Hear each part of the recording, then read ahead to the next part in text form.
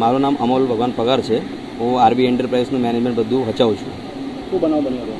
Actually મારે 21 તારીખે સવારે છે ને મારો જે મેસો કંપનીનો છે, જો ઓલ્મોનો કુરિયર પાર્ટનર છે, એ લોકોનું કુરિયરનું કામ કરું છું. જે મારો ઓફિસમાં 2 વાગે આવેલી છે ને, અજ્ઞાત લોકોએ આવી ગયેલા, જે કૃષ્ણકાંત યાદવ છે ને એને મોકલાવેલા છે. જે જૂની અગાવત છે એના હિસાબથી એ લોકોએ મારે મોકલાવેલા છે. એ બે જણા પાર્ટનર છે, એના કરણ જાદવ કરીને છે. એ 2 જણા ઓલ્મો કંપનીના પાર્ટનર છે.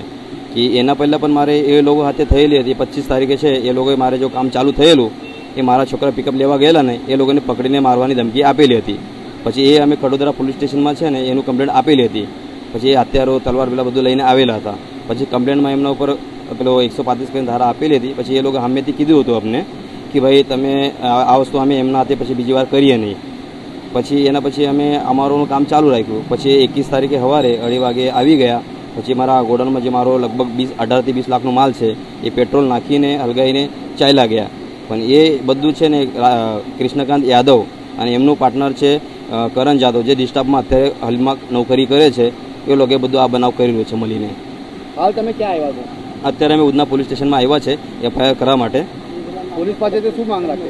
પોલીસ પાસેથી મારો જો અત્યારે જો હું મહેનત કરીને ઉપર આવવા માંગુ છું, બરાબર, આ લોકો મારે પાછા જો બેસેલા છે બધા બિઝનેસ લઈને, એ લોકો મને આ ફિલ્ડમાં આવવા નહીં દેતા. બરાબર, એમ કે તમે કંઈ કરી નહીં શકો આવી મને પહેલાં પણ ધમકી આપેલી હતી.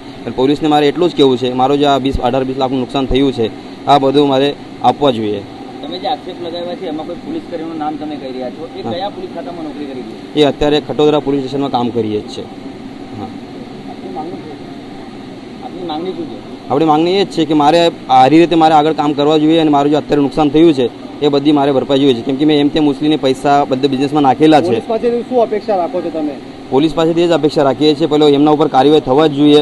કેમ કે આ બધું એમ તેમ કરીને બધું દબાવ માંગે છે એમ બધું, પણ મારે કાર્યવાહી કરવા જોઈએ એ લોકોએ બધું.